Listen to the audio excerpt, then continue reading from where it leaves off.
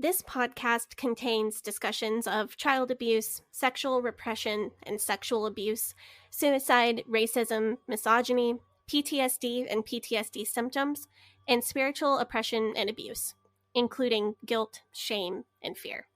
In most episodes, we will be mentioning some of these concepts in a general way without any graphic detail.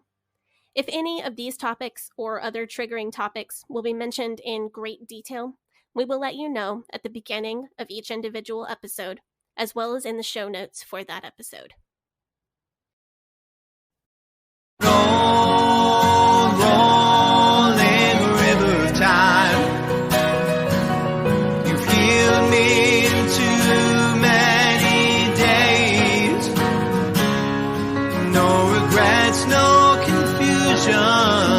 There'll be no pollution. I'm so thankful I've decided to change my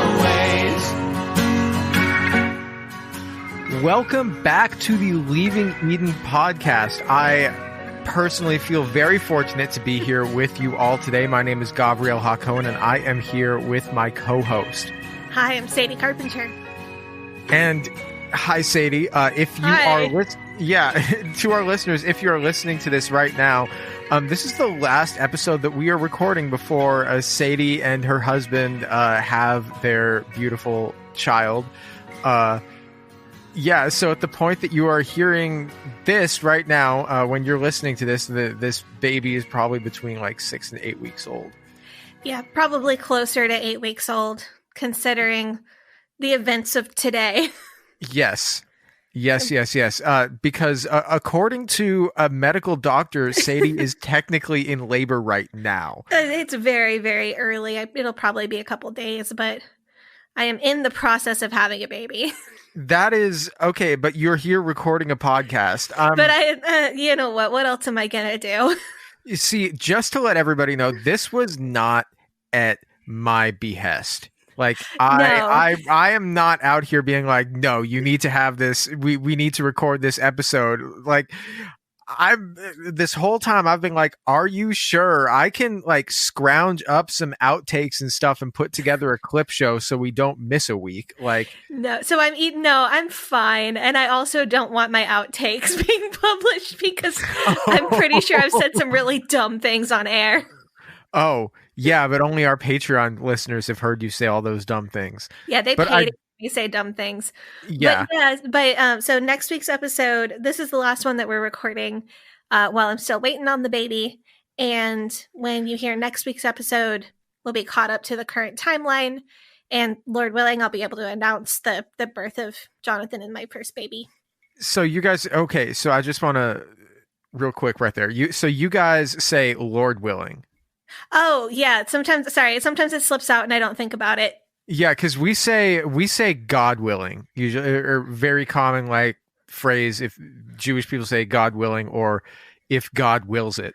Oh, okay. I didn't know that you had an equivalent phrase to that. Well, the actual phrase, the Hebrew phrase is Bezrat Hashem. Okay. I didn't know that was like a thing that we shared.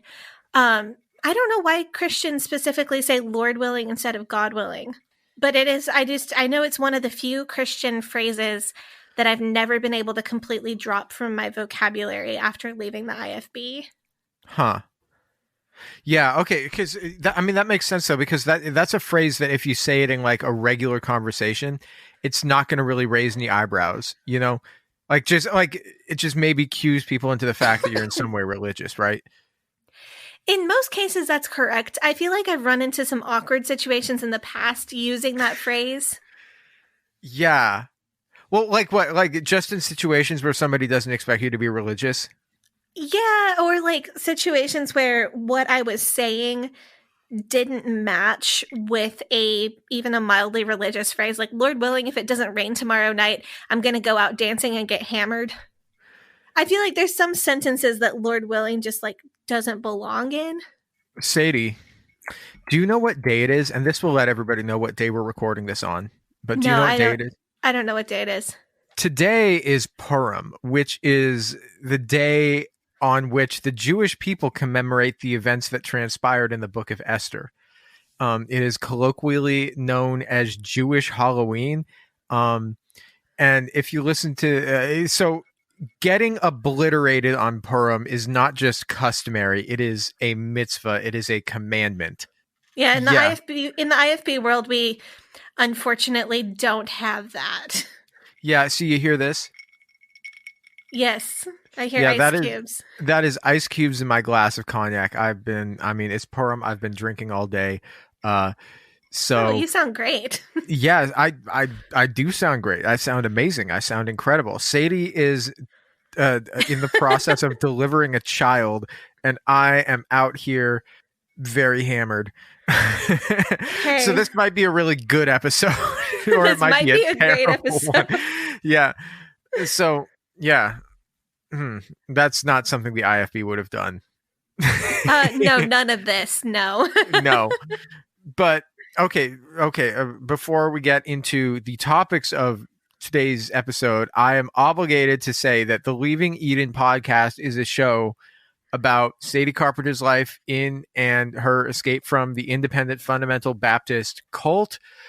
We seek to educate and we seek to inform about this cult, about other cults, and the danger that they pose to society as a whole. We promote freedom of mind, freedom of thought, and freedom of religion. All right. So if you are a new listener to the show, welcome.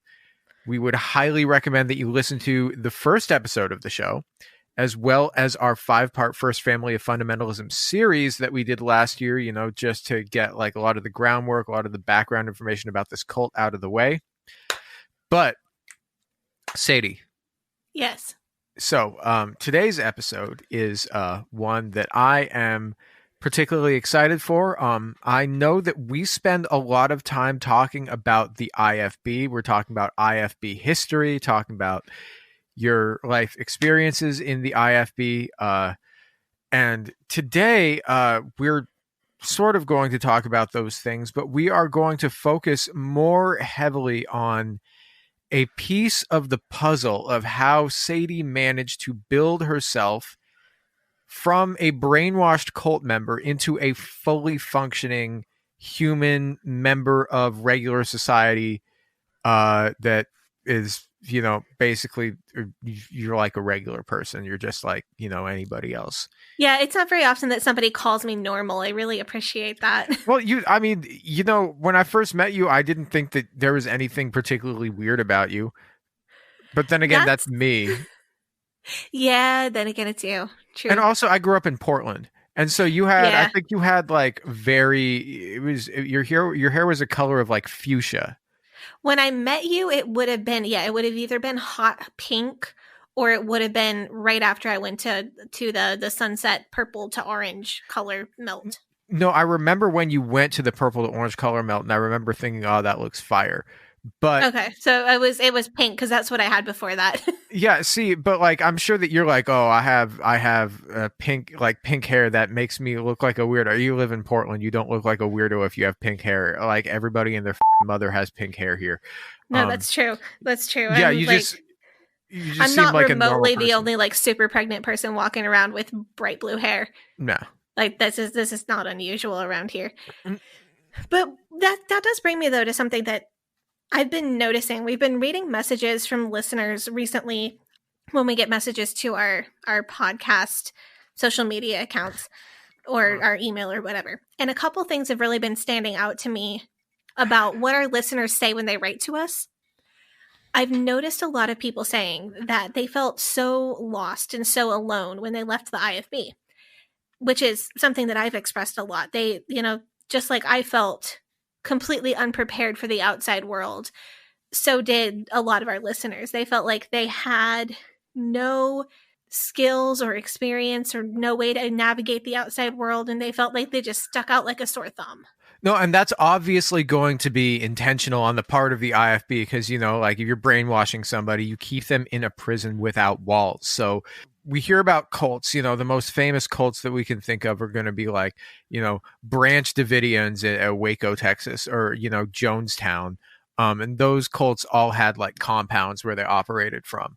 But the IFB, the way that Sadie explained it, they didn't need a compound because their brainwashing was so strong that they keep you imprisoned in your mind, and then they don't have to keep you imprisoned physically. Right. You become a unknowing participant in your own brainwashing and in your own captivity. Super insidious. It really is. And then that leads to guilt when you get out, because you realize that you were part of what was keeping yourself down. And then it leads to it leads to horrible guilt on the part of the survivors. Oof. But that sense of I don't know how to function outside this group, it's such a powerful motivator for people to stay in. And you do this self-brainwashing because the risks of leaving seem so huge, and the unknowns of leaving seem so huge, that you almost start to talk yourself into staying, even in the times when you're not so sure if you believe anymore. You're just doing it because it's convenient. Yeah, you give yourself reasons that it's better to stay. And I think that so today I want to talk about one small thing that contributes to that sense of belonging in the church and not feeling at home outside the church. And that is the coded language that is used within church. I'm sure that you're familiar with the term code switching. Yeah, you mean how when I talk to you, I don't put Yiddish words in every other sentence because you're not going to have any idea what I'm talking about? Yeah, exactly. Or how some people speak Spanish, or a mixture of Spanish and English at home with lots of slang that's very specific to Spanish-speaking people who live in the U.S. Spanglish, man. Yeah, Spanglish, but they speak very differently at school or at work. Or how some people use African-American vernacular English, AAVE, at home, but not at school, or at home, but not in college. No, I think most people are going to be familiar with this concept. So I think the idea of Christian cliches and Christian vernacular is common in many evangelical churches, and not just within the IFB. But I also think that for people especially people who grew up within the IFB, having a very specific type of language that you use at church and needing to code switch between church and interactions with outsiders can really contribute to that feeling of belonging inside and not belonging outside. Yeah, that makes perfect sense, though. Do you want to give us some specific examples? Sure. So some of these phrases are pretty IFB specific, while others are more just generally generically Christian and are used a lot in the IFB as well as in other Christian groups. A couple you might have heard before would be a journey, or a season of whatever. You mean how Bethany from Girl Defined had her season of singleness, which was all of her 20s when she was Yes, exactly like that. When she was super, super, super, super thirsty and she couldn't do anything about it. I swear. Anyway, both of these phrases are the journey and the season of whatever are used extremely often by the Girl Defined people and by other comparable evangelical types. Bethany also at one point, apparently she posted about her hat journey. That's a little bit trivial compared to how the term is usually used. I mean, I don't know, because if I heard somebody talking about a journey, I would assume that it was something emotionally powerful, but it was something they had to overcome, right? Yeah. But so Bethany's hat journey is just her talking about and trying to figure out what kind of hat she looks good in. Yeah, can I pull off a fedora or not? The answer is always no for everybody. Yeah. I think journey gets thrown around pretty casually a lot. You can have a prayer journey or a Bible reading journey, which literally just means you're praying or reading your Bible. It's not special. Here's the thing, though, is that I'm not going to slate Bethany for this one, because I can say from experience that understanding your own fashion and understanding your own style is a journey, and figuring out what a look that makes you look good is difficult. Not everybody is going to have a tan France to style us and then send us on our merry way. Yeah, unfortunately. I mean, Bethany especially isn't, because she fucking hates gay people, but Lord knows, I've made some questionable fashion decisions in my past, and I'm on team Bethany here. Fashion is a pivotal piece of self-expression, and you don't get there overnight. It is a journey. It is a journey. And I do, of course, claim a fashion exemption for all the years that I was in the IFB. But I think we could do a whole episode about trying to learn to dress myself once I was able to wear whatever I wanted. I'm actually really excited for that. We could do an episode where we talk about how you felt the first time you went to go buy jeans. We can talk about that. We can also talk about like buying my first Doc Martens, which are now pretty much the only shoes I wear. Adidas and Doc Martens, and that's it. But we could also talk about buying my first metal shirts and that kind of thing. Yeah. But I mean, I am talking about fashion has got me in the mindset now. I'm so looking forward to being able to wear real jeans. Like probably a couple more months from now. Like jeans without a stretchy fake thing in the front.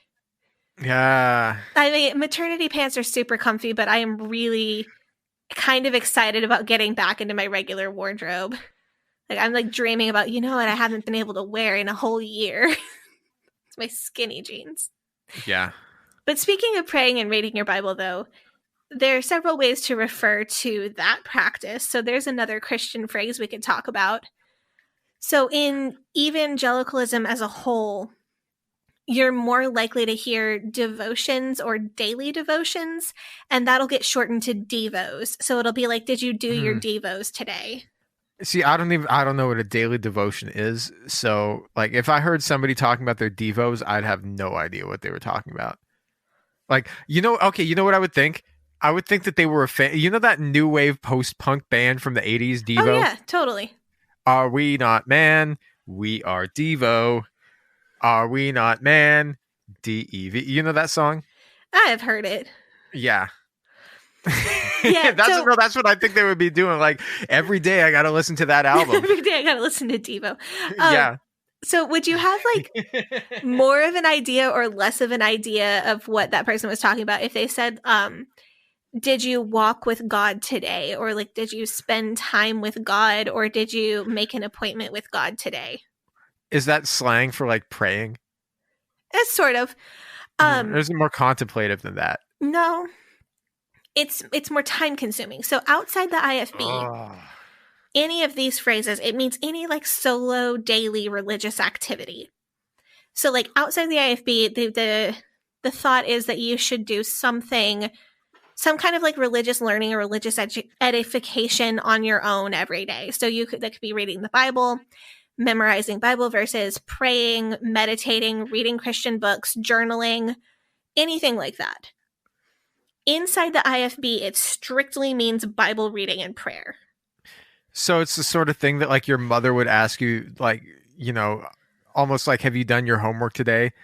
You know, have you done your devos today? Yes. Yeah. But it's something that you're supposed to want to do, but you're like expected to do it. Right? Yeah. So as a kid growing up IFB, you were expected to do this every day. And then some families would have rules about like how long you had to do it or how many chapters in the Bible you had to read or whatever. In the IFB, the typical goal for adults is to read through the entire Bible every year, as well as at least one psalm per day and at least one chapter of Proverbs per day. So the typical expectation that you either keep up with this or you lie and you say that you did keep up with this would be like 3 to 4 chapters from your sequential reading of the Bible. So you're in the middle of 2 Kings and you're just like, you're trudging through the Rehoboam beget Jeroboam and Jeroboam beget this guy, like all that stuff. No, dude, the worst one would be trying to get through Numbers. Numbers, that's the one where it's all like, it's like just like generations of people. No, you know what Numbers is? Numbers is that they had like this was the tribe of Manasseh. The tribe of Manasseh numbered 658,000 people. They had 8 dozen lambs, 40 oxen, and that's literally just fucking it for pages and pages. And it just and goes pages. on. It goes fucking on. Oh my God. Because it's called Numbers. It's like literally just like a fucking census. Like in the, I always the Torah, there's a book that's just a fucking census. It's like, this is our holy book. That you literally it's like putting a word search in there. Why is there a word search in the Bible? I mean, I'm pretty sure Dan Brown thinks there are word searches in the Bible. No, is the word search in the word search in the Bible is like when they're trying to do Bible code and like trying to make prophecies and they're doing it like a fucking word search. Yeah, the Da Vinci Yeah. Code and all that. No, so I always like breeze through the Torah because I was like fresh off like a New Year's resolution to do this. Where I usually got stuck was you get to like July and you're in the middle of the minor prophets. So like Joel, Amos, Obadiah, Jonah, Micah, Nahum, Habakkuk, Zephaniah. Like you're into like deep into like the end of the Old Testament. And it gets, like the prophets in the time of the Jewish exile in Babylon and all that kind of stuff. Speaking of which, today is Purim. Yeah, but it gets like it gets really sluggish. Like I always had trouble with Isaiah and Ezekiel and like all of that. Fair. Anyway, so you read like 3 or 4 chapters from that, and then 1 or more chapters of Psalms, and then at least 1 chapter of Proverbs. And if it's February, so like if it's February 28th, you've got to read Proverbs 28, 29, 30, and 31 because you got to get to the end of Proverbs by the end of every month.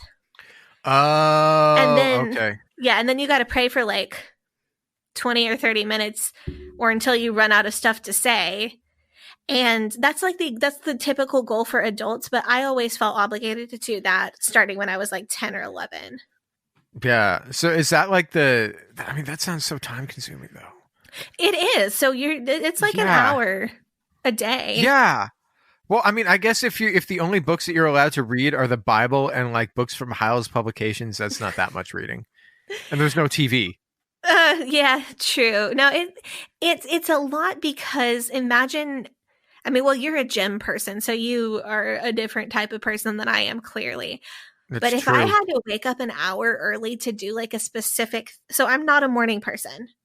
If I have to wake up an hour early to do a specific thing, then I can't just wake up 1 hour early. I have to wake up 2 hours early because before I can do things, I need like coffee and shower and TikTok to like wake my brain up, you know? I can't do things when I first get up. So when I was a child in the IFB and like years before I came along, there was a big focus on doing this in the morning before anything else, because there are a couple Psalms that talk about in the morning will I seek your face. So people took that really literally. And when I was at Hyles Anderson, we were required to read our Bible at least 30 minutes a day from like 6:30 a.m. to 7 o'clock a.m. So is that like, because I heard you say like there was some IFB preacher who was like, oh, Bible before breakfast, because they love like phrases and that like sound nice. Yeah, and because I'm not a morning person, so if I was required to read the Bible from 6:30 a.m. to 7 o'clock a.m., that means I had to wake up at 5:30. Because some people could like roll out of bed at 6:15 and be with it. You'd be late to class. They'd be like, "Where's Sadie?" And your roommate goes to your room, find you face first, halfway through Samuel. I can't do it. If I have to be up and reading with comprehension at 6:30 a.m., I have to be out of bed at 5:30 because it takes me a minute. So I was not a fan of this, like having to read the Bible before breakfast thing. I was not a fan as a kid. I was not a fan as a young adult. Towards the end of my time in the IFB, there began to be a little bit more leniency. Like people would say, well, if you're not really a morning person, how about instead you read 1 chapter and pray a little bit in the morning, and then you can go back and read some more and pray some more later in the day. And that was a lot easier for me than being expected to do it first thing in the morning. There was definitely an impression, though. So if you didn't at least claim that you did Devos or Walking with God or whatever for at least 30 minutes to an hour a day, it's like admitting that you only shower once a week. Like, it's a real stigma. We don't know anyone who does that, do we? No. But people would definitely say that you were not on fire for God. All these phrases, man. I swear. I'm on fire for God? Yeah, on fire for God. I think it's a little more obvious in what it means, or at least I think it's more obvious than Devos. I don't know, dude. So, like, if somebody said that they were, like, when you said on fire for God, you know what I imagined? Okay, what? Okay, so I imagine like a church with like a giant pride flag, right? And like a gay pastor who is like encouraging you not just to be on fire for God, but encouraging you to be flaming for God. No, sadly, no. It means like really excited about church and God and whatever. In the IFB, it also means dateable if you're talking about a single person. Like, you should go out with this guy. He's really on fire for God. And that means like he's going to go to Hiles Anderson and be a bus captain, like become a great preacher one day. Oh man, okay. Yeah. So like it can be applied to anybody, but when it's applied to a single person, it's very clear like what it's supposed to mean. I guess that sort of like on fire for God factors into the Jack Scopp three-way with Jesus theology. Because when somebody's like, "Oh, I'm on fire," that means like I'm hot, I'm like burning up. You know, yeah, Bruce like anybody Springsteen's who's got seen that song anybody that's like who's I'm on seen fire. Bridgerton, I burn for you. You haven't seen Bridgerton, but I haven't seen Bridgerton. I did. It was good. Oh, I was gonna say there's a Bruce Springsteen song called "I'm on Fire," and it's like, you know, about trying to. He also has another song called "Fire," and that song's actually pretty sexy, even though it's a Bruce Springsteen song. And thinking Bruce Springsteen songs are sexy is like, it's very boomerish. Yeah. Great musician. True. But you were talking about being flaming for God. Oh yeah, no, but I'm sure that exists somewhere, right? Oh no, it totally does. There's an actual Christian denomination that was started by and for queer Christians. It's called the Metropolitan Community Church. There's one in most major cities. That actually, you know what? That doesn't surprise me at all. And I just want to say that I love it when things are like subversive, but in a really positive sort of way.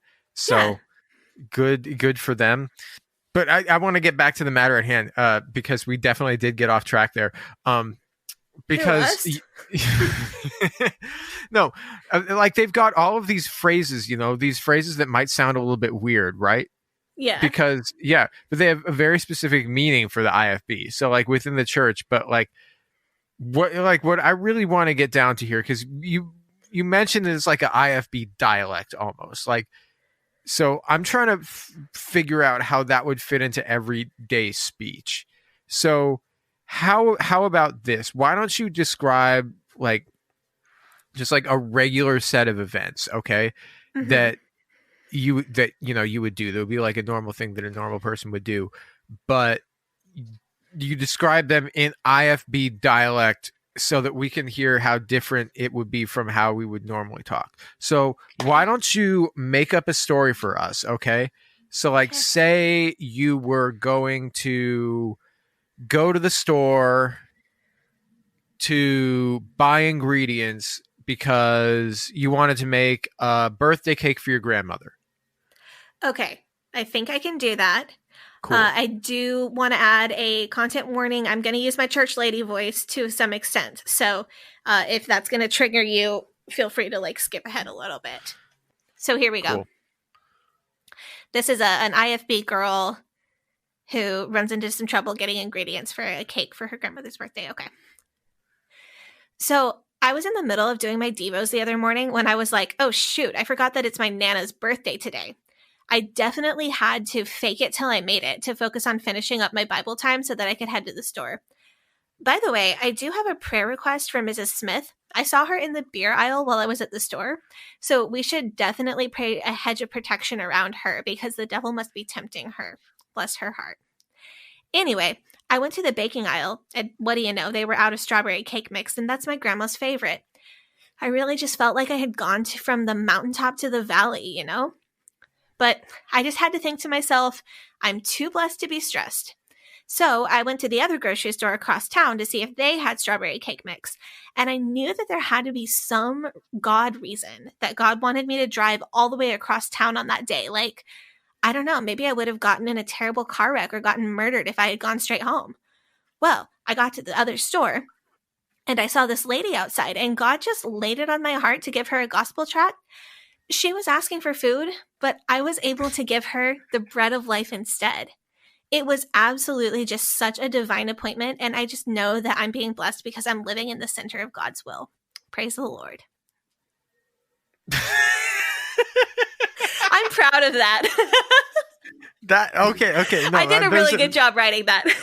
A hedge of protection. Okay. A hedge of protection. Hedge of protection, physical or spiritual protection that God provides you, usually directly against Satan, but also against car wrecks and other bad that can happen to you. It just means pray for God to protect somebody, either physically or spiritually. And too blessed to be stressed. Oh, that's just something a bunch of Christians say. I'm too blessed to be stressed. Oh man, that's so funny. No, like it's so wealthy. So you guys act like you actually used to talk like this. So I will admit that this is a little bit exaggerated because. So if I had run into you in like 2011, like 10 years ago. Yeah. Okay. 10 years ago. Thanks. Making me feel old. Yeah.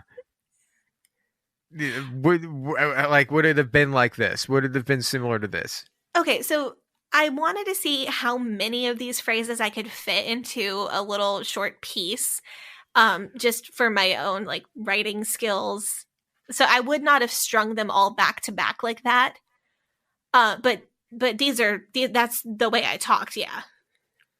But so all of these things individually are things that like somebody like you would say. Oh, yeah, absolutely. If it's in there, it is a phrase that I would have used, and it's used the exact way that I would have used it 10 years ago-ish. I mean, okay, like, I mean, like, if like they have you talking like this, everybody around you, like, you know, if you go around talking like this, everybody around you knows that you've been completely brainwashed. I mean, it's hard to say in retrospect because I was brainwashed at the time. I think I really tried to tone it down around other people because I knew I was speaking a language that outsiders wouldn't understand. But I also concurrently feel like I was never able to quite sound normal, even when I was trying to sound normal. Like, I remember speaking in these Christian terms, it felt very natural, and trying to speak without using that kind of language felt very stiff and unnatural. Like, I really had to think to not like if you're a person who's used to swearing a lot, you kind of have to like put a mental filter on not to do that. It felt like that, but much harder, I think, to avoid using these like Christianese phrases. I mean, I can imagine, you know, like I'm surprised that you didn't drop like random snippets of like King James Bible scripture verses in there, you know, just for good measure. No, we did that. Oh, no, we absolutely did that. I just feel like I've lost my touch for being able to drop the right ones in the perfect places like I used to. It's just been too long, and I didn't want to be completely fake. Like, I wanted to be more accurate with how I wrote that little snippet. It's like, you know, but like talking normally, it would be like if you told J-Rock that he couldn't say, you know what I'm saying? It would be exactly like that. It was really difficult to filter myself, and I felt like even when I did, I didn't really sound normal. Yeah. Oy. Like, I mean, if I heard somebody talking this way, I would just think that I don't know, like, because I grew up in Portland, which is a fairly secular city, you know, so seeing people like publicly reference God and scripture in everyday life wasn't commonplace for me growing. No, it you would never hear that. Oh yeah, I don't imagine. If I heard you talking like that, I would have thought you were such a weirdo. Yeah, and I feel like the more I tried not to do it around other people, though, it almost made me sound really stilted, and I feel like I sounded less normal the more I tried not to use that language. Like, I perpetually felt like I was living in that like "hello fellow kids" meme. Yeah, that's what I felt like every single day when I tried to interact with somebody outside the IFB. Yeah, but like obviously, you know, we've been all listening to you talk like a normal person for months and months and months, so you must have learned somehow. I'm going to get to that. Before I do, yeah, okay. I wanted to see if you've picked up anything from me. So let's do a pop quiz. Okay, so here's the deal. Okay, so we'll do the pop quiz. Then we're going to take a break. We're going to take up the offering, and then we will get into the details of how you manage to talk like a normal human. That sounds awesome. Okay, so here's an easy starter warm-up question. Acronym, WWJD. It's what would Jesus do? Correct. Okay, so I figured he would know that one. But here's another acronym. What about PUSH? PUSH. PUSH.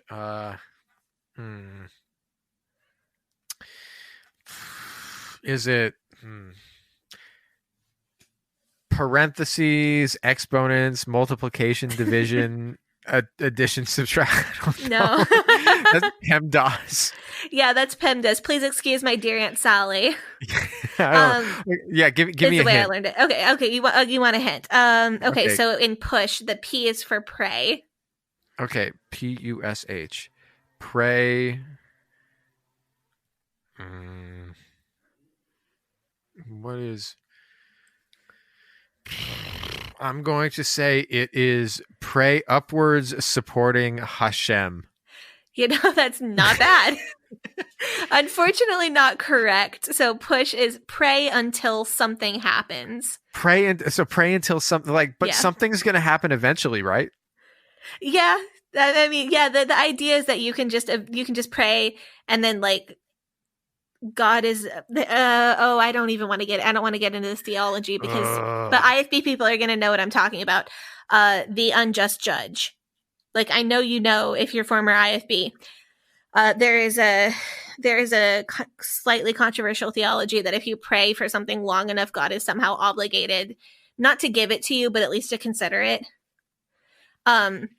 You mean like if you can decide that you want to join the $10 tier of our Patreon, you get to at least suggest yes. Even if it's something terrible, we'll still consider it. That's true. Yeah. Okay, so here's one more for your pop quiz. Okay. If I told you that Mr. Jones was called home last night. Okay, I do know this one. Yeah. Okay. So this one means that Mr. Jones snuffed it. Yep. Means he's dead. Yeah. Yep. Mr. Jones kicked the bucket. I find euphemisms for death like really fascinating, and then there's like a whole subset of Christian death euphemisms, and I find that so interesting. Dude. Okay. Yeah. I fucking hate euphemisms for death. Like, okay, you know what? Nothing irks me more than hearing the two words "passed away." You know, like, I know it's supposed to be like compassionate or whatever, but like somehow I feel like it's worse because you're avoiding talking about what happened. Know what I'm saying? Yeah, I wouldn't say I like death euphemisms. I find it's more like an anthropological interest. I find it fascinating that the word death or died is still a taboo. And the lengths that we will go in our society to avoid saying it. The one I hate is not passed away, though. The one I hate is we lost him. Like, I'm sorry. Go find him. Yeah. Like, where did you lose him? Did you check in the last place you remember seeing him? He fell out of my pocket when I was at the beach. Have you thought about, those little tile keychains that'll send a blip to your iPhone if you're prone to misplacing things? Have you thought about putting one of those on him if you keep losing him? Like your dog. Find my grandpa. Yeah. Yeah, I'm sorry. The one, and I know that's probably really mean, but the phrase "we lost so and so," just it causes me to laugh inappropriately at times when I shouldn't be laughing, and I hate it as a death euphemism. Yeah, for me, passed away, passed on. Like, I feel like both of those they're just like pussyfooting around like the problem that we're like, because everybody's gonna die, right? Right. I'm gonna die eventually, like many years from now, hopefully. Every like people die literally every day. People die all the time. Like pretending that that's like, you know what I'm saying? Like pretending that doesn't happen is just like, it seems to me just like it's yeah. It's kind of pointless, but this does have a funny end with in Christian culture, because a really prevalent way to say somebody died is to say that they've gone home or they've been called home or homecoming. This can lead to some pretty funny mix-ups because so someone is in the hospital, like somebody's been in the hospital for an extended amount of time, and it has not been clear whether they are going to recover or not from whatever illness has got them in the hospital. Okay? If someone tells you that they went home this morning, you don't know if they died or if they were discharged from the hospital because they had recovered. So, they went home. Okay, which home? Did they die? Did they go to heaven? Or did they go home to their house where they live? So you'll see like a Facebook post with my dad went home this morning, and half the comments are like, congratulations, Bill. And half the comments are like, so sorry to hear this, until some family member gets on there and sorts out like which home the person went to. Okay, so because called home is very obvious what that means, right? Called home is always died. Called home means you died. But gone home and went home are like ambiguous. Yes. Yeah. Gone home and went home could mean that you got into a car or another means of conveyance and made your way to your house where you reside. But they could also mean that you died, that perished, left this mortal coil. And it can really sometimes be unclear what people mean, because to further complicate the matter, homecoming can mean either one of these things, but homegoing exclusively refers to death. Okay, here's a question. Because actually this isn't so much of a question, but like if you're Jewish, chances are, like you might hear somebody say he went home. But you know what went home would mean for us? Went home might mean, he decided to make Aliyah and move to Israel. Right. So that's like a totally different home. So it doesn't mean that it neither means that he died nor that he returned to his house. Yeah, no, like I'm on Clubhouse, I'm in Clubhouse rooms all the time with Jewish people, and then they'll be like, 3 years ago I decided to go home, and I went home to the land of Israel, and I live in Tel Aviv now. Like that's that's like a thing people will say. That's so funny. Yeah, I've seen this get really confused, and then I've been confused too, because like, especially if somebody like if it's the middle of the night and like you've been praying for somebody who's been in the hospital, and then somebody's like, oh yeah, so and so went home, it can really be like, well, wait, what? Which home? Which one? That's hilarious. Yeah. Oh.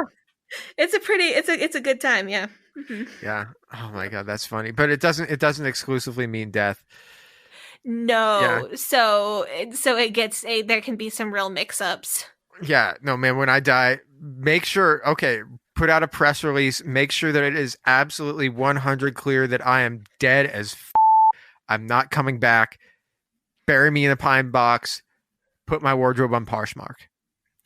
Yeah, same for me, except for with the caveat that since I'm not Jewish, if anyone wants to tan and frame my tattoos for posterity, feel free to do that.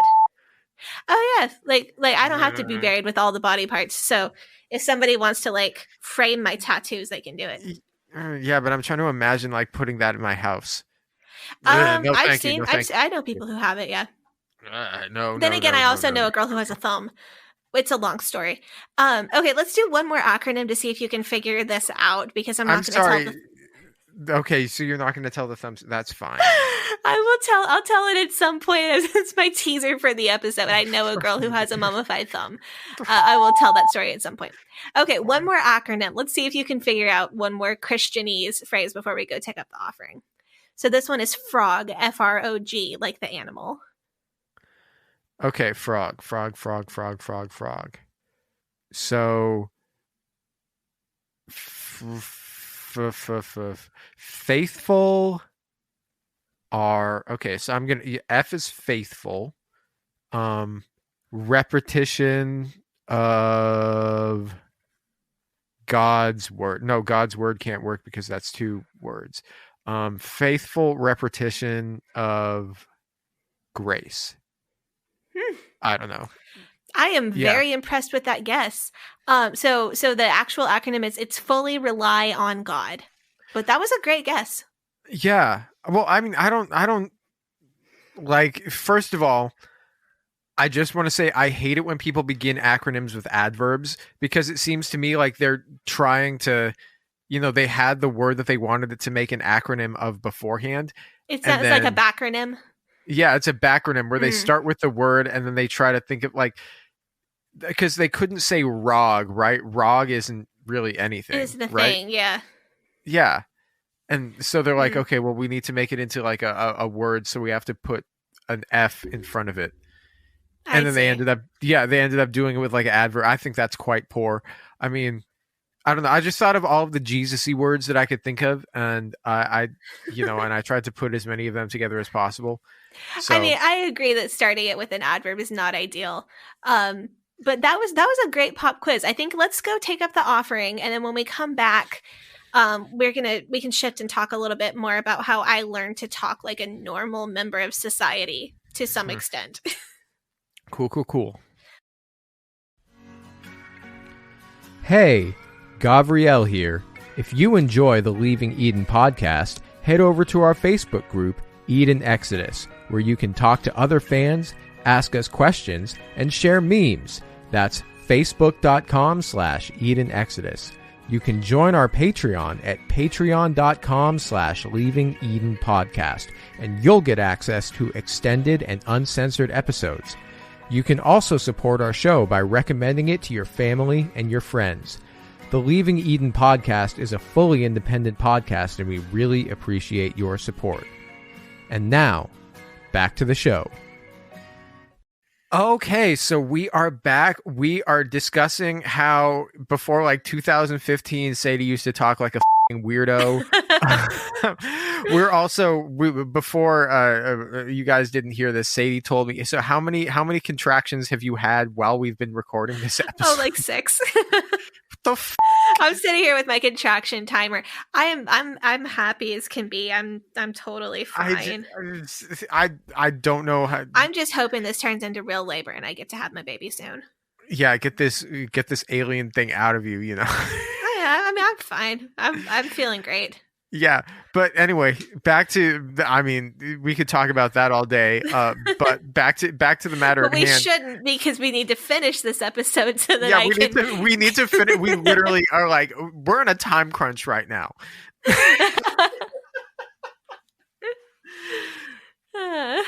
Yeah. Okay. So, you used to talk like a fucking weirdo. Let's go. Bam. Okay, yeah. I mean, I still slip up and use like Lord willing, and praise the Lord is the other one that I still kind of slip up and use sometimes. Yeah. Okay, but there's a difference between saying Lord willing, like God willing, and like praise the Lord, and Lord, saying wait, Lord willing, I have this baby this weekend. Yeah, Lord willing, I have this baby this week. Yeah. I mean, but that's not the same as like I went to the grocery store for toilet paper, but the Lord had other plans for me. That's like some weirdo shit.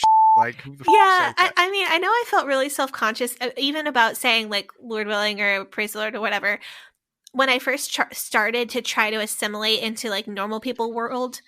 Now I don't feel so weird. Like now I use Lord willing here and there because I figure most people who know me know that I'm from the South, so they probably just think it's a Southern thing, like bless your heart. Oh, you've never said bless your heart to me, which I think is a good thing. that is a good thing. Yes, you're correct. Yeah. I've had that said to me by Christians on Twitter, but man. I think I deserved it. Yeah. Like I said before, I mean, us Jewish people, we are much more straightforward. When we want to insult you, we will say something mean to you, say something mean about you. We won't get all like passive aggressive about it. But like I said before, like if somebody said Lord willing, God willing, praise the Lord, I wouldn't think twice. It would raise no eyebrows for me. But what I really want to get into is like how you learned to talk like a normal person, because like as much as we may joke about you, you do talk like a normal person, and you talk like a normal person on a podcast that literally thousands of people listen to. These people clearly like the way you talk and they find your story compelling. So let's get into like how you actually learned to not be such a weirdo. So I want to tell you one story first about me being such a weirdo. Okay. Because when I was in high school, I remember being told that I needed to go hang out with the bus kids. like the teenagers who were bus kids who rode the bus to church, because the adults wanted me to befriend them and get the teenagers more into the church and like invite them to the youth group or whatever.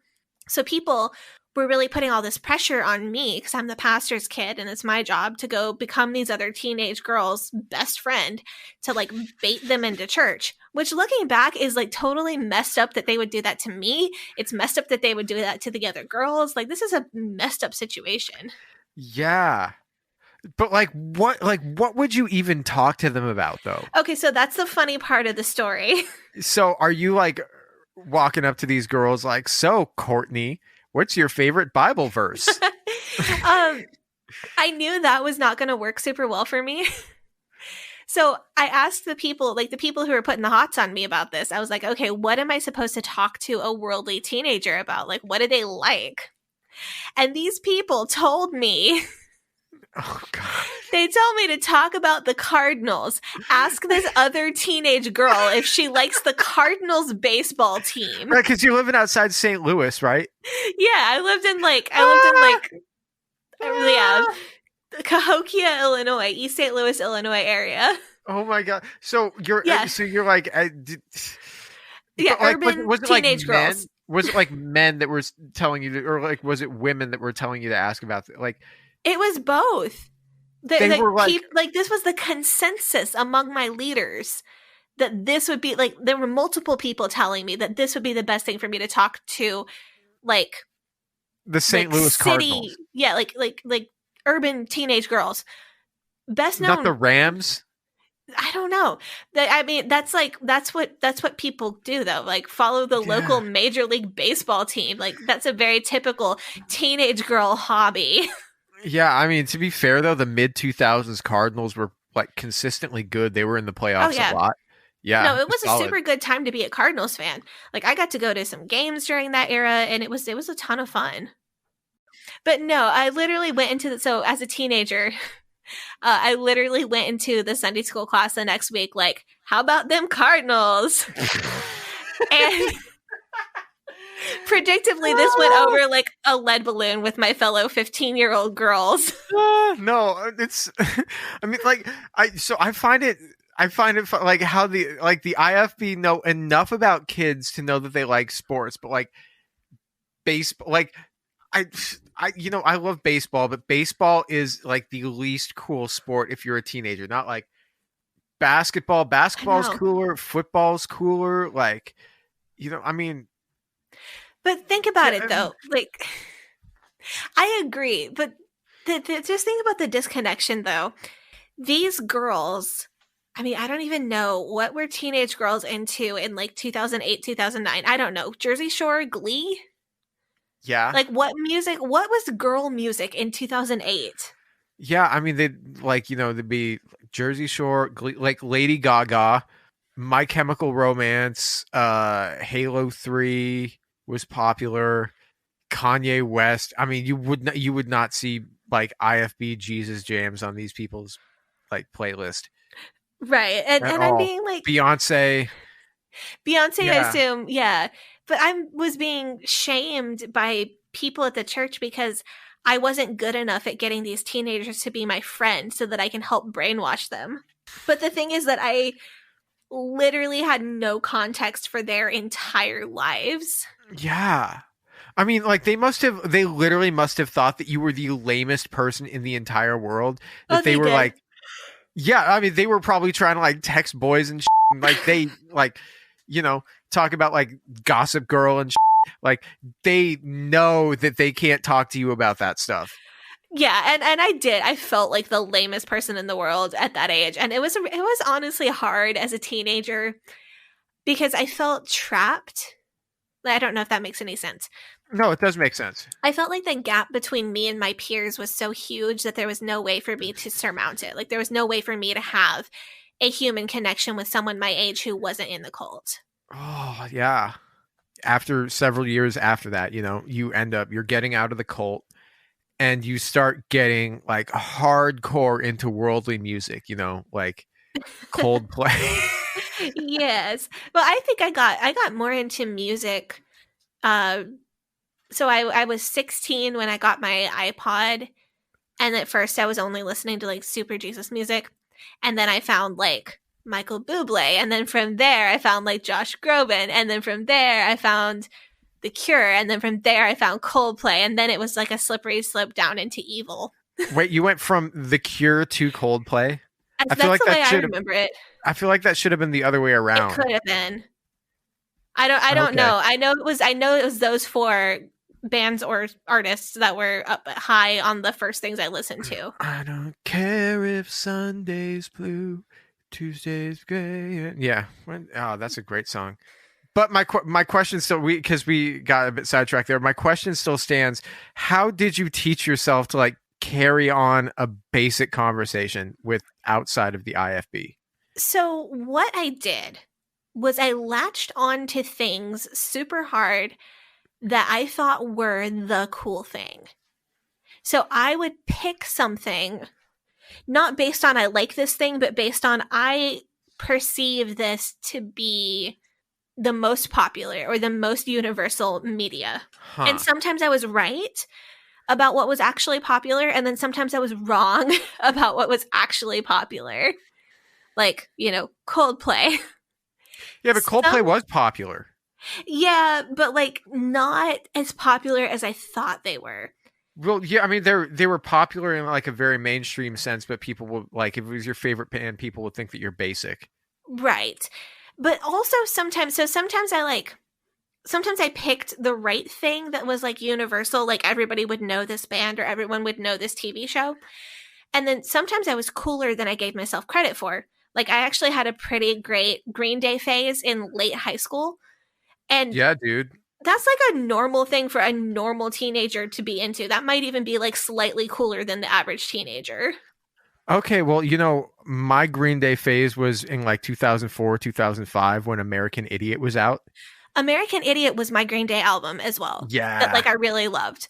I would have discovered it like 3 to 4 years after you did. Interesting. But that's like, what I'm saying is like, that's a normal thing for a kid our age with a decent musical taste to have gone through a phase of really liking. Yeah, like the pop punk thing. Yeah, no, for sure. Like, but I also had like, I was into bands from the 80s and I didn't know they were from the 80s. I did not know what music was current and what music wasn't. Right, because it was all new to you. Like you had no frame of reference. Right. So I remember, like, I know I was into Weezer, and I had no idea that, like, that wasn't contemporary. Well, it was contemporary, but, like, not like... it wasn't, like, the in thing anymore. Right. After, like, the late 90s. Right? Right. And I also had, like, a weird taste in TV shows. So this would have been a little later, right on the tail end of getting out. I didn't have TV. I didn't have cable or Netflix. But I had figured out how to pirate TV shows. Which, for the record, I don't do anymore because I'm a good kid now. And I had figured out how to go like on the ABC website and watch shows the day after they aired.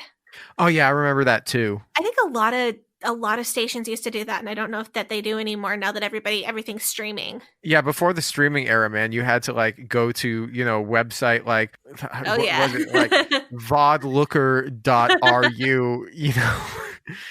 yeah, stream to watch .cz, like like weird Czech Republic websites where they'd have links to pirate streams of all of the shows. Right. Kids these days will never know.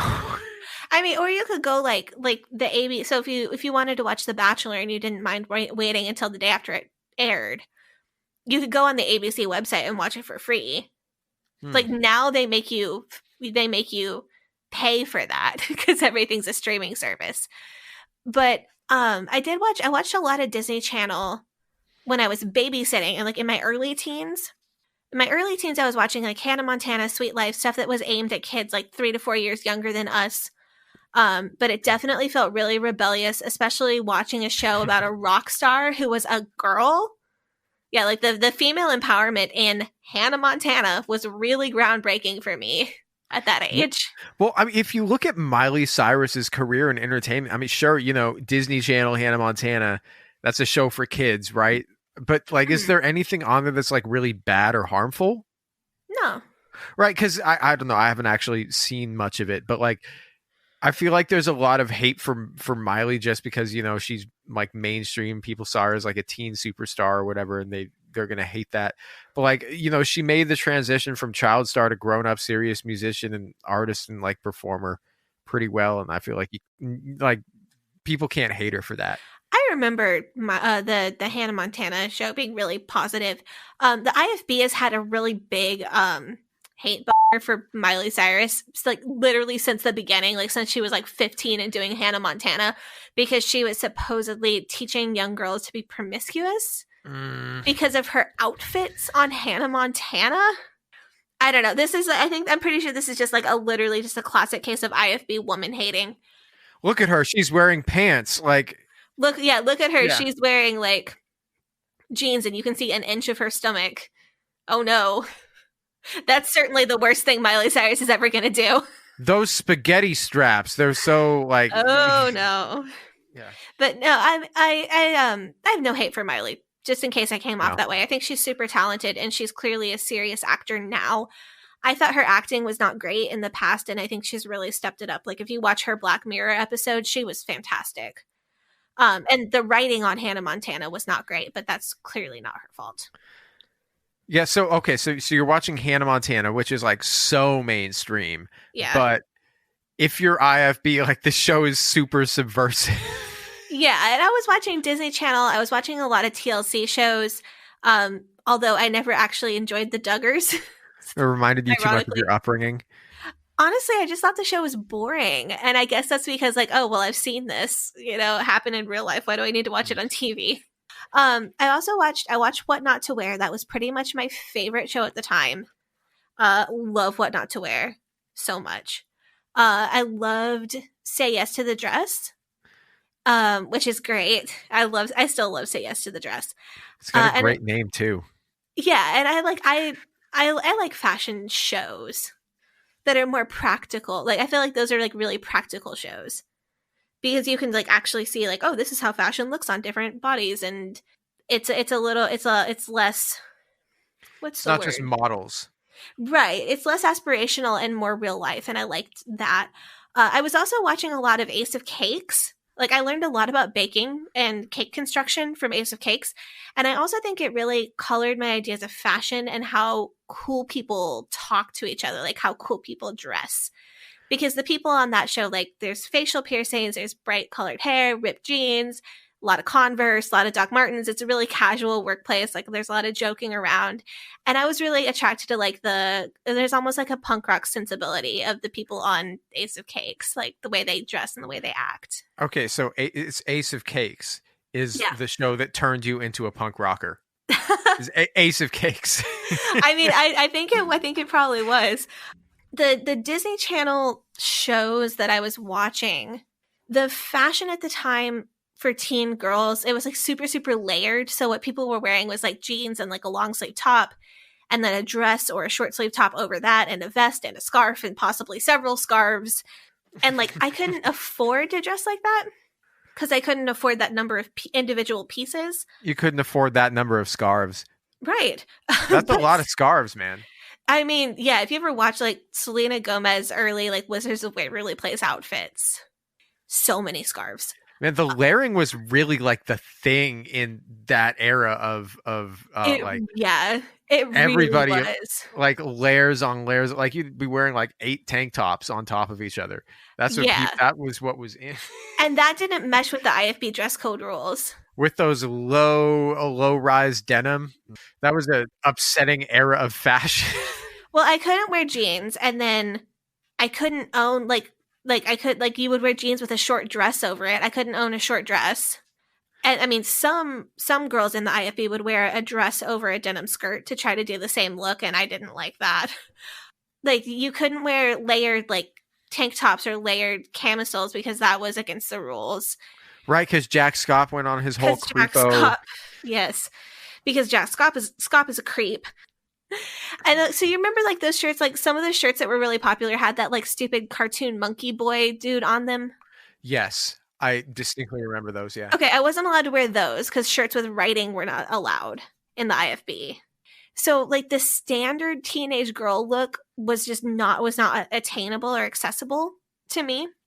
And I wasn't going to dress like the grown adult women on what not to wear. Because, like, they styled mostly, like, professional 30-something women. And I was, like, 14, 15. But the people on Ace of Cakes, I really loved their fashion. And the fashion kind of became aspirational for me, like their awesome baking skills were. So, how long after watching Ace of Cakes did you get your first pair of Docs? Like 10 years, but it was so worth the wait. And I have been saving a little bit of money to get myself a present after the baby's born, like a good job growing a human present. And these hot pink Docs just went on sale. Ooh. Yeah, you deserve that. Oh, I need those. Yeah, no, okay, but I do want to ask, because, like, now you've gotten to the point where, like, you know what your style is, right? Yeah, more or less, yeah. Yeah, so, like, I mean, you know how to style yourself, you know how to dress yourself, like, and, you know, when it comes to, like, makeup and stuff, you really know what you're doing in that department. Oh, yeah, and I know how I like my hair to look. What was, like, there's got to be, like, a awkward transitional phase between I dress IFB, I dress denim skirts, and, you know, like there's got to be a transitional phase there somewhere. Like, how was that? Like, how did that progress? It was rough because, like, the way I dress now, like, I prefer really casual clothes. I like clothes that are comfortable. A lot of not unisex, but a lot of, like, pretty gender neutral clothing. Like I wear androgynous clothing. Yeah, like I wear like button downs and t-shirts and skinny jeans and Doc Martens and Adidas sneakers. Like this is stuff that you know, it's not really gender specific. Like a t-shirt with a plaid shirt over it, which is what I'm wearing right now. Like that's not like this outfit could be on any person and just be an outfit. And then do like I typically wear like that with like very feminine hair and makeup because that's what I enjoy. Like I love my like super long bright colored hair. But I felt like getting out of the cult, I felt like, so I tried to do like young professional for a while, like pencil skirts and button up shirts, which was cute, but just was not me. And then I tried to do like super casual, like jeans and a t-shirt with no flair to it. And then and I did not know how to buy jeans. So my jeans were like 10 years out of date or 2 sizes too big or a weird color or and figuring out here's the hard part. The part that drove me batty for like several years. You want to know what the hardest thing to learning how to dress not like a weirdo? What shoes to wear with pants? Really? Okay, no, that makes sense though. Because I'd never owned pants. Oh my god, that makes perfect sense though. Doesn't it? Yes. And that's why I love like my Docs so much because they pretty much look good with like Docs look good with skirt, Docs look good with pants. That's why that's one reason I really love my Doc Martens because they transition well. It's like they're the sriracha of shoes. They go on everything. Yeah. So that was like the hardest part of that awkward phase. Like I got to a point where like I realized that I had spent my entire life in uncomfortable clothes in the IFB. Yeah. Like I had spent my entire life in like very tight clothes, high heels, wearing hosiery all the time. Ugh. Like layers and blazers and all this stuff that can be cute. It's just really not me. Yeah. I do rock a blazer, but I don't do like the dressed up look. I do like a blazer and jeans thing. But like I realized that I had spent my entire life in uncomfortable clothes and I wanted to wear comfortable clothes. That came pretty easy. But like, man, learning how like the length of shirt that you wear with pants is different than the length of top that you wear with a skirt. Like that was so hard. And figuring out like what shoes to wear with pants took me years. That was hard. Wow. Yeah. So I want to, that's enlightening. That's very enlightening. I want to get back to, speaking, right? Because that's what we really wanted to be talking about in this episode. But that was really fascinating what you just told us right there. Basically, so you learned how to speak normal people English from watching reality television. Yeah, there's a cliche about like when someone from another country is asked, how did you learn to speak English? Or like, how did you get your American accent down if they're British? A lot of times that person will say, oh, well, I watched a lot of the TV show Friends. And I didn't watch that though. Yeah, like that's really common. I did not watch Friends until I was out of the IFB, but I did watch a lot of reality TV, and there was one scripted show that I think really influenced the way I talk. I think it's still a part of like my speech patterns at times, and that is How I Met Your Mother. Oh, okay. Because this is something I really want to talk about. Because I have seen every episode of How I Met Your Mother. I have seen the whole series many, many times through. Loved it. I have a blue French horn hanging on my wall. I think it is a stellar comedy show. I thought the writing was very witty, very, so many great jokes on that show. But I find it surprising that this was a show that you really gravitated towards, because this shows like attitudes towards, relationships, towards drinking, towards sex must have been the polar opposite of what you were used to growing up.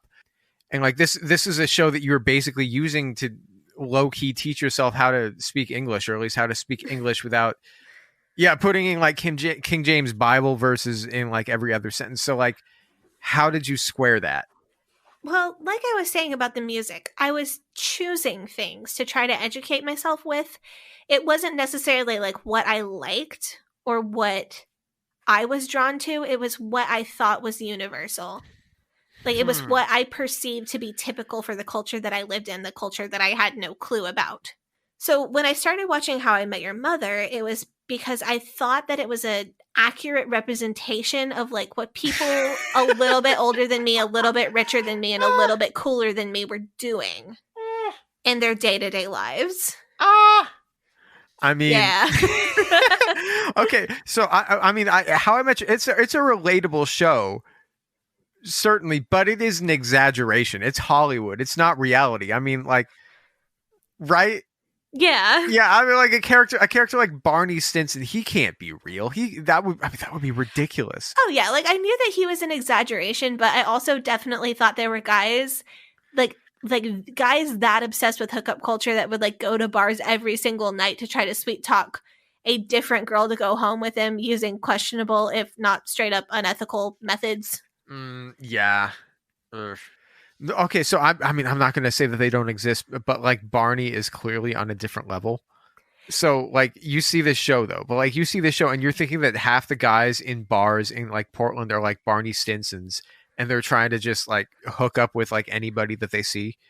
No, because that part made sense to me, because remember, I was raised IFB and I was taught that men will do anything for sex and that men like can't control themselves, remember?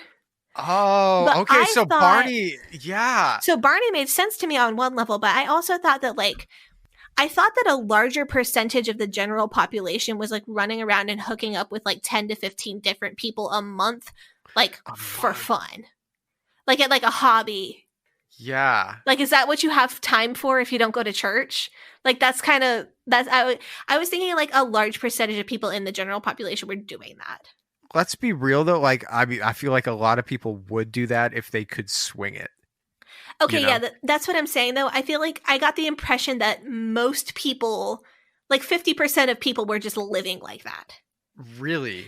I missed the part where you would have to be like ridiculously attractive and have a job that started no earlier than like 9 or 10 a.m. and also like make this your hobby. I kind of thought that bars were full of this kind of people. So what I'm hearing you say right here is that I could do this if I wanted to, because I am ridiculously attractive. I have a job that starts basically whenever I want it to. And the only thing that's standing between me and that is my will to I don't know. Take from that what you will. Did you have like any sort of like guilt that this was like, this was the show that you were watching if you were trying to learn to exist outside of it, and like this was the kind of material that you were exposing yourself to? Was there like any guilt associated with that? No, I don't think there was, because I was already, so I had discovered that I did not believe the tenets of the IFB a couple of years before I left all the way. I knew when I was a teenager that there were certain things about the IFB that I didn't believe. And then as I went through college and I saw what happened with Jack Scott and I saw other experiences that I had at Hyles-Anderson, more and more pieces of that belief kind of chipped away. So by the time that, we roll around to like 2013, 2014, I'm almost an adult. I'm out of Hyles-Anderson. And I was starting, I was watching this show.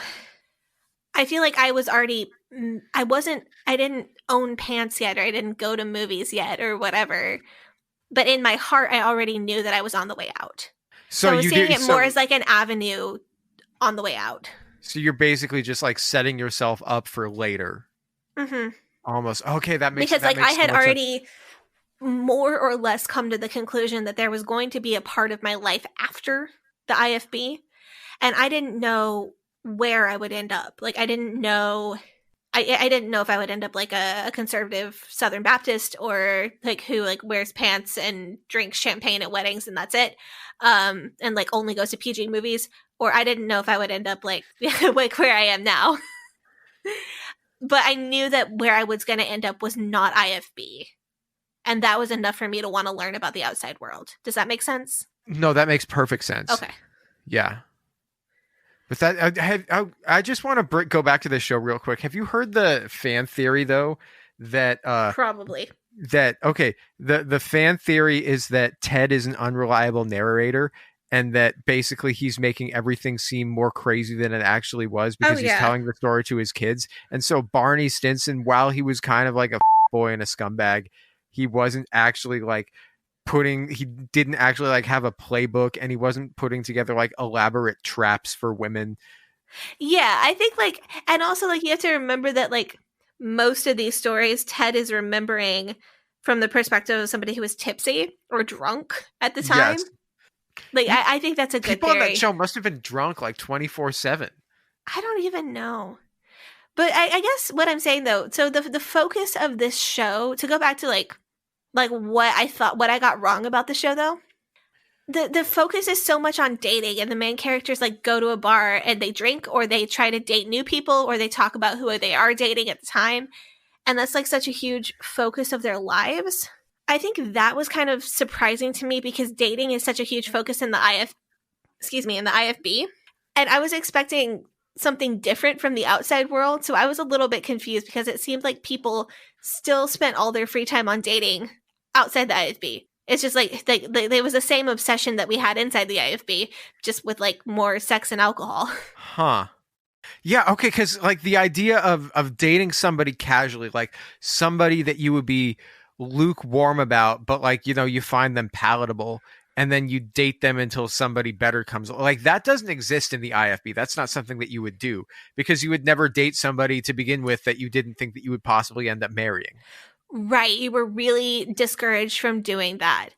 I was really perplexed because also like these people weren't marriage minded. Like they were so obsessed with dating, but not with marriage. That was weird to me. Like, well, Ted always wanted to get married. He was like, I want to get married. That's my dream in life. Like, right. But Marshall and Lily were together for like 8 or 9 years before they finally got married. Yeah. I mean, they get married like end of season 2. Yeah, and they'd been together since like the first year of college when Marshall and Ted were roommates. So I think that was another confusing thing. Like, why didn't they just get married sooner? I didn't understand the concept. Like, sometimes people are together for a long time and they choose not to get married, or sometimes people are together for a long time and then they finally choose to get married. I didn't get that. Yeah, right. Because you like, if you don't need to wait until you're married to have sex. So it's not like getting married is something that you do finally, like, it's not like you're on a time constraint. No, it's not like you're just like, oh man, I like a cold breeze is going to cause a big problem for me if we got to get married right away. You know what I'm saying? Yeah, but I mean, I couldn't understand if you love somebody and you were committed to them, like without being married, what would make you turn the corner and then decide to get married? Like if finally getting to have sex is not the carrot on the stick, like what's the carrot on the stick? So I feel like that just felt so confusing to me about this show. Yeah. But that makes so much sense if you're looking at this from like an IFB mindset. But I was already in a long-term relationship by the time I started watching How I Met Your Mother. So I knew what my own motivations were, but trying to understand what other people's motivations were was pretty perplexing. So maybe if you're like fresh out of the IFB, maybe How I Met Your Mother isn't the end all and be all the best way for you to assimilate yourself into society. I just think maybe it gave me a little bit of an unrealistic expectation of what the real world was like. I think the other thing that it really instilled in me was watching these people spend so much money. Oh my I think God. I thought the outside people Yes. were a lot richer than they actually are. No, like every episode they're drinking in a bar and eating food at the bar. It's like ridiculous. Like they have got to be spending tens of thousands of dollars a year just at this one bar. I mean, yeah, well, drinking scotch in a bar. Like, what was this, like a $50 bar tab per person per night? No, dude, they're in New York. It's like $100 bar tab per person per, like $50 bar tab is like, if they were doing that, that's in Portland. That's a $50 bar tab. It's $100 in New York. Yeah. I mean, yeah, and all those cab rides too, though. Because, Yeah. I mean, the cab rides, Lily's shopping addiction and credit card problem and shoe thing. Like, aren't New York apartments supposed to be expensive? I don't know. Newbie newscasters who are not anchors don't make that much amount of money to live by themselves like Robin did. They could just say, oh, it's rent controlled. And then that's like... Yeah, that's the thing. Every New York show ever just says rent control. They're just assuming that people don't actually know how rent control works. Right. Or that everybody on this show got an apartment from like their great aunt. Yeah. What I'm wondering though, do you think I picked up any speech patterns from How I Met Your Mother? Because I think it's obvious that the show gave me some strange expectations for adult life in general. I think like the context in which I speak, like the grade level at which I speak, like the vocabulary complexity that I use or don't use, and especially the way I use sarcasm, I think that comes from that show. And when I explain things, I always feel like I sound a little bit Ted-like. Like when I get into a really big explanation. I wouldn't say that you really sound like Ted.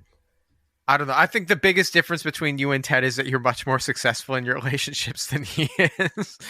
That's true. No, I want to double back on something though. Like so much earlier in this episode, we mentioned that you really enjoyed the album by Green Day that was American Idiot. That album by Green Day came out in like 2004.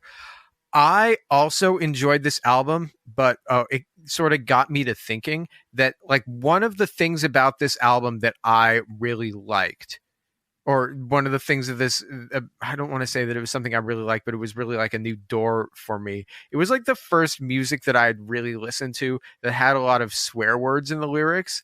And so, you know, and I've gotten like, so how did you learn? So like I listened to this album and I'm like, okay, this is how you use, you know, swear words and stuff. Like, so how did you learn to do that? Because like when you first start doing it, you put them fucking everywhere, right? Yeah, just like you just like throw them everywhere. Yeah, and then people are like, you sound ridiculous when you talk like that. You should like, yeah, because if you use them all over the place, they lose their punch. Yeah, I feel like my journey to swearing proficiently has been a very long one. Bethany's been on a hat journey, but I've been on a swearing journey. So I have a question though. Like, were you allowed to swear as a kid? Allowed.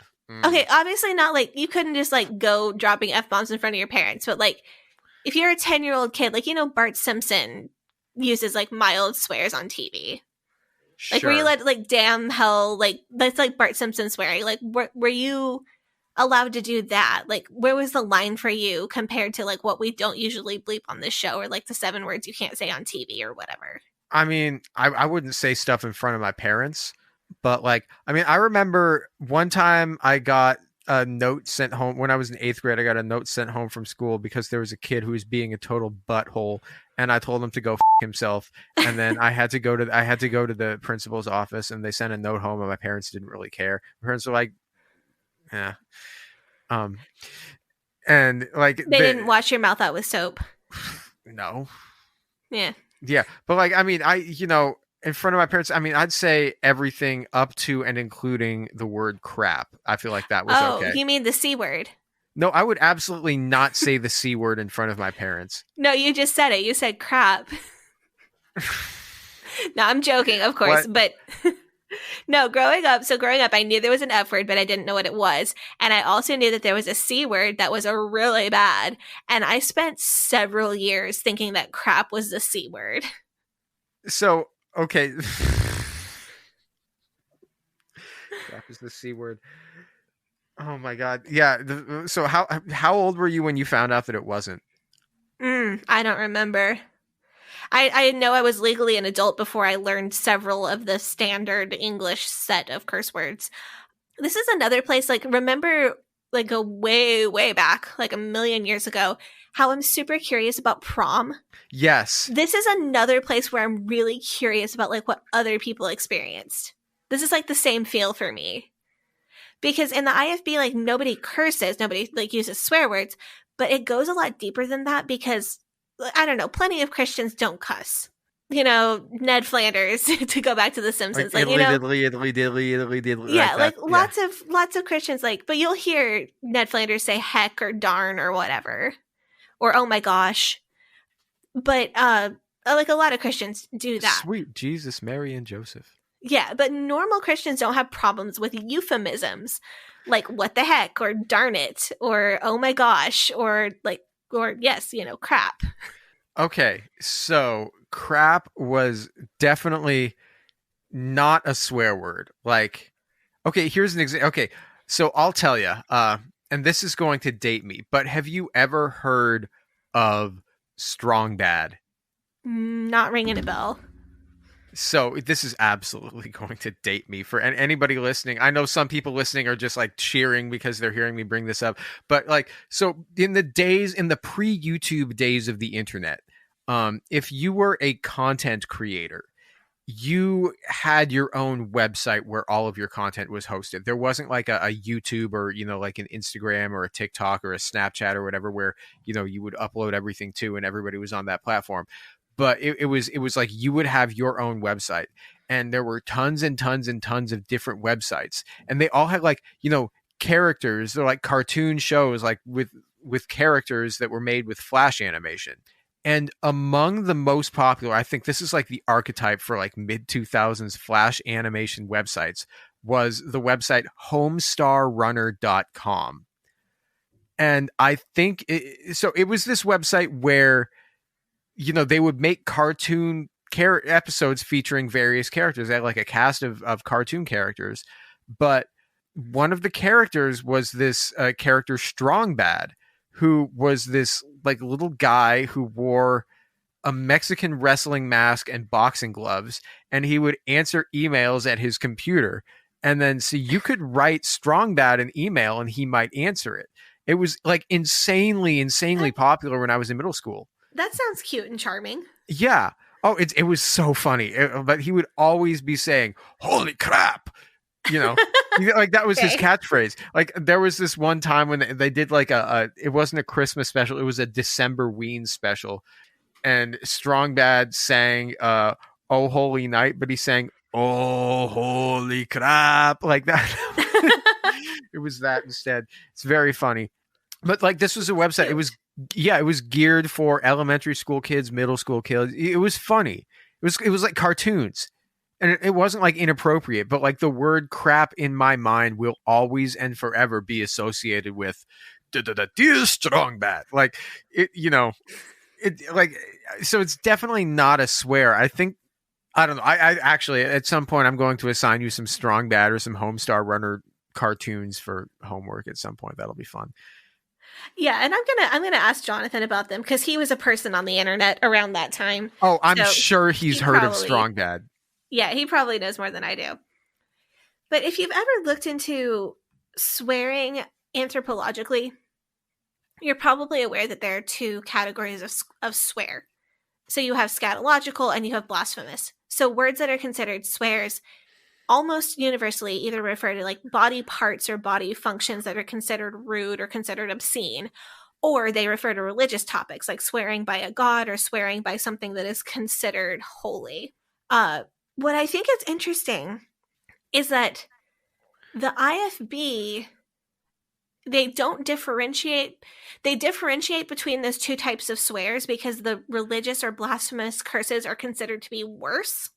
But most people would prefer to hear one type of those swears than the other. Like people who are not religious don't tend to mind blasphemous curses at all. Like they don't even. Jesus Christ, that's not a right. Like they don't. Like people who aren't religious wouldn't care.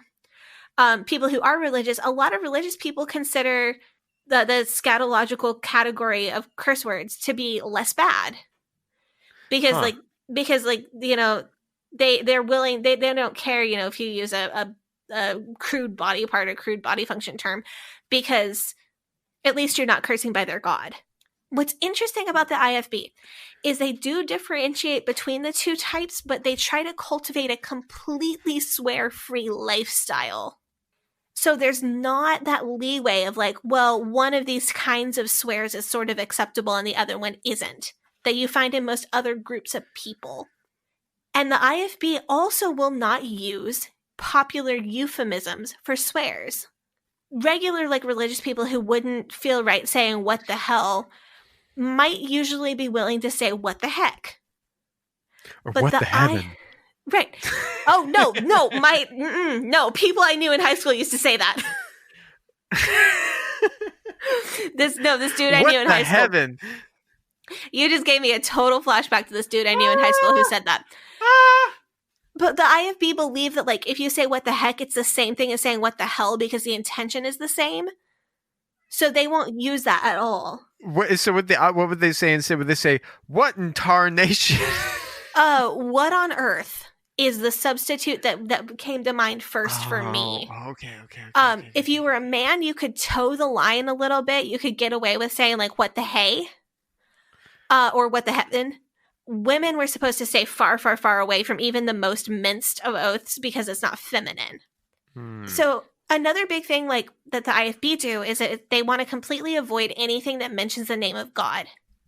So, oh my God or Jesus Christ would be completely off limits. But we were not even allowed to say, oh my gosh, or geez. One person in my school got big mad because people were saying, oh my goodness. Their argument was that God is good, therefore God is the equivalent of goodness. Therefore, oh my goodness is still taking the name of God in vain. Oh, that sounds that person sounds like such a wiener. I would not want to hang out with them. No, you wouldn't. No, okay. If you say something absolutely insane about your upbringing and I'm just Jesus Christ, dude, all the IFB people who are made to listen to this to, figure out what we're saying about them, they just shudder, or do they pray for me? Both? I'll tell you, that's one swear that I've only picked up in the last year or so. That was pretty much the final frontier of cursing. That was the last one I wouldn't say. So that's am I responsible for that though? Oh, now that I think about it, no one else that I know uses that swear, so it has to be that you're responsible. You have to be where I got that from. I've corrupted you. Yeah, but I've corrupted you. I've made you watch Jack Scott talk. So that's true. You made me watch The Polished Shaft. I've done worse to you than you've done to me. Nothing that I could ever say will be worse than that Polished Shaft video. Okay, yeah, no, but you know who has the best fake swears? I mean, I'm guessing you're going to say Mormons. Theirs are great. Yeah, so members of the Church of Jesus Christ of Latter-day Saints have the best fake swears. Among my personal favorites is the one cheese and rice. Cheese and rice is a classic. What the frick is the other one that I associate with Mormons and also Randy from the Trailer Park Boys. Yeah, also darn to heck is another one that they've got. Yep. Darn to heck. No, they may come across as friendly, but they will have you using every single fake swear in your arsenal if you ever play them at Uno. I am telling you this now. Do not play Uno against any member of the Church of Jesus Christ of Latter-day Saints. They will frick you up. Bad. No, they will. But I never really felt like I picked up swearing properly from media. I think it had to be from other people. We've had a fun time going through all this, but ultimately, if you want the honest answer, I learned to swear when I got a job in retail. I think this is actually, that's what happened. I got a job in the outside world, and it was in the service industry, and working long hours in the retail store, so that was it. Yeah. But I do think this is pretty cool because there are words that I associate with my old coworkers. And some of my old coworkers were really, really great people. Like, they're people that I stayed friends with beyond the workplace, like that level of cool coworkers. Like, I know at least one of them listens to the show. But I didn't just get like an R-rated vocabulary from those people. I also associate it with cool people who I'm actually glad I got to know and I'm glad I got to work with. So it turned out pretty good. Yeah. No, but like, I mean, you'll learn vulgar words that you never thought possible working in retail. Yeah. Usually, true. Usually those words will be directed at customers behind their backs, like after they've yelled at you for something that you had no power over. Yep. Yeah. So I think we're gonna have to wrap up this episode soon. Now-ish. But like before we do that, I have a few final thoughts. I figured so as funny as it is to me that you used Ace of Cakes and How I Met Your Mother to teach yourself how to speak, I mean, it's also like really sad. You know, I mean, we talk about spiritual oppression and like spiritual abuse, and one major piece of keeping people trapped. It's much easier to keep somebody trapped by not allowing them to develop the skills to survive or thrive in any outside environment than it is to keep them imprisoned by, keeping them in a compound, keeping them in a locked room or whatever. Right. Because you can report someone who is keeping someone imprisoned in a compound. You can't report someone who is just mentally influencing someone to brainwash themselves. No, that's not even illegal that way. Yeah. No, it's not. Like that's what makes this so insidious. Yeah. While this is the sort of thing that, I mean, it's funny now because you made it out the other side, but like, I'm sure that when you were going through this, it was such a head trip because like, it's almost like learning a completely different language and just being thrown in by immersion. And like, meanwhile, you have to survive while you're doing it. Yeah. And you feel very lonely. I mean, if you went to Japan because you wanted to learn Japanese by immersion and you were just going to like live there for 3 months and then come home, you would feel lonely at first because you wouldn't be able to communicate with people and you would feel cut off from the world. And it's a good analogy for how you feel when you come out of a cult. And I know we say this every episode, but literally every single day we get messages on Facebook, on Instagram, in our email inbox from listeners who want to tell us about how difficult it was for them to transition out of the IFB, like because of this issue alone. Because, they were told that certain worldly language was only used by people who worship Satan, or like commonplace phrases that they like, that, everybody uses, so that they would think that everybody around them was satanic. As funny as it is that like, the way that that you used to talk, like this is a real form of abuse. This is a real tool of abuse that you can use on people, that they've been using on people. Mm-hmm. And if this is something that you struggle with, if you're listening to this, if this is something that you struggle with even years later, it's not at all your fault. And it's not because something is wrong with you. It's as we're going to say, a journey. It's a journey, but it's not about hats. No, and I think that's why survivor groups are so important. There are resources for people who are in the same boat. Our group, Eden Exodus, is probably about half. Would you say half to 60% former IFB? Yeah, for sure. And then people who just like the show. Other people who are interested in or were parts of different churches that were maybe not quite as strict or whatever their background is. But we get a lot of support topics in there. There are many other Facebook groups that I'm a part of as well. I think this is where support groups really come in handy because you can talk to other people who speak your language about what you're going through. Yes. And I highly recommend people find some form of support. I know I talk about therapy a lot on the show, and that's certainly a good thing for a lot of people, but some people can't afford therapy or don't have access to it right now for whatever reason.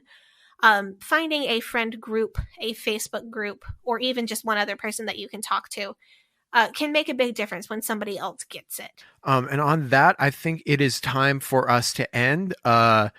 We're not going to talk to you. For us, we're not going to talk to you for another couple of months, but you will hear us again next week. And by that time, Sadie will have a new baby. Sadie and her husband will have a new baby.